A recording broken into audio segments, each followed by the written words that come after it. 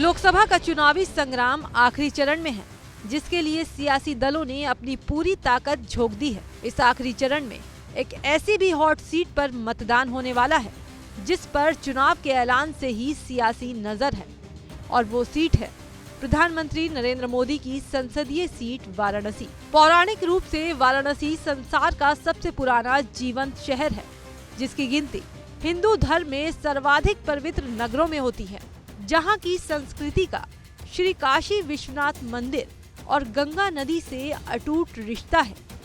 भगवान शिव की नगरी काशी के लोगों में जितनी आस्था रमी है, उतनी ही सियासत भी। ये नगरी जितनी धार्मिक है, उतनी राजनीति से भरी हुई है।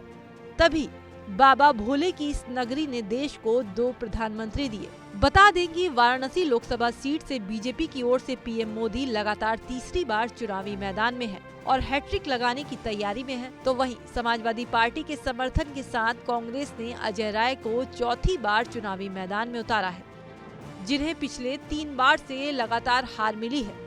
2019 में तो अजय राय की जमानत भी जब्त हो गई थी।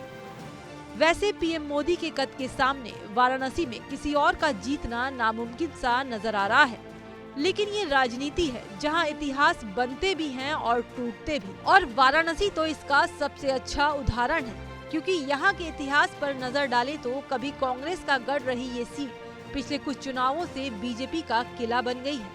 कभी लेफ्ट यहाँ से जीतता था, अब यहाँ की सियासत राइट है। 1951 से 1952 में जब पहले आम चुनाव हुए थे, तब वाराणसी जिले में बनारस पूर्व, बनारस पश्चिम और बनारस मध्य नाम से 3 लोकसभा सीटें थी। 1957 में वाराणसी सीट अस्तित्व में आई। 1957 में कांग्रेस के रघुनाथ सिंह वाराणसी के पहले सांसद चुने गए। 1962 में कांग्रेस के रघुनाथ सिंह फिर से जीतने में सफल रहे, लेकिन 1967 में भारतीय कम्युनिस्ट पार्टी के एसएन सिंह की जीत ने सबको चौंका दिया। फिर 1971 में कांग्रेस के टिकट पर जाने माने शिक्षाविद राजा राम शास्त्री ने जीत हासिल की, लेकिन आपातकाल के बाद 1977 में हुए चुनाव में भारतीय लोकदल के चंद्रशेखर ने जीत हासिल की। हालांकि 1980 में कांग्रेस की तरफ से उतरे उत्तर प्रदेश के पूर्व मुख्यमंत्री कमलापति त्रिपाठी ने पार्टी को जीत दिलाई। फिर 1984 में कांग्रेस के ही श्यामलाल यादव विजयी रहे, लेकिन 1989 में दोबारा कांग्रेस के हाथ से सीट निकल गई और जनता दल के अनिल शास्त्री सांसद चुने गए।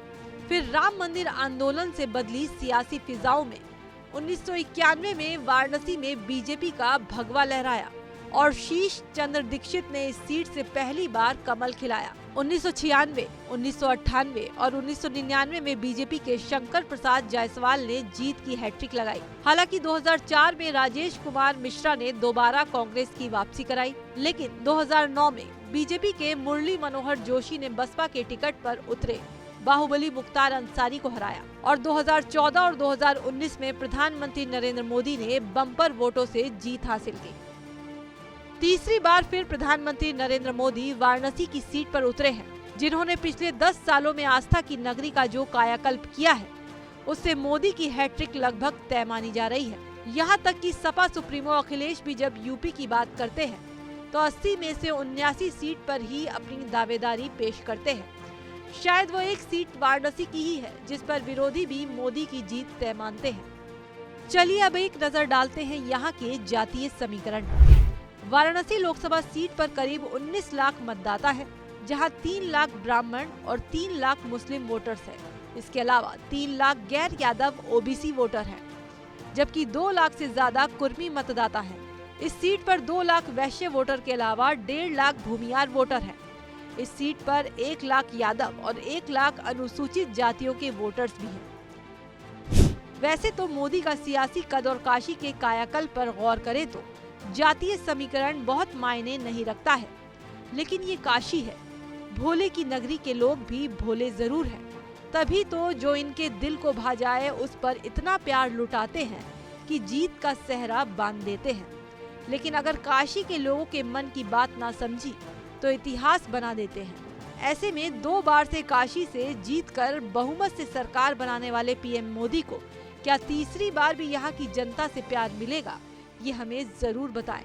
और लोकसभा चुनाव से जुड़ी तमाम खबरों के लिए देखते रहिए एबीपी लाइव।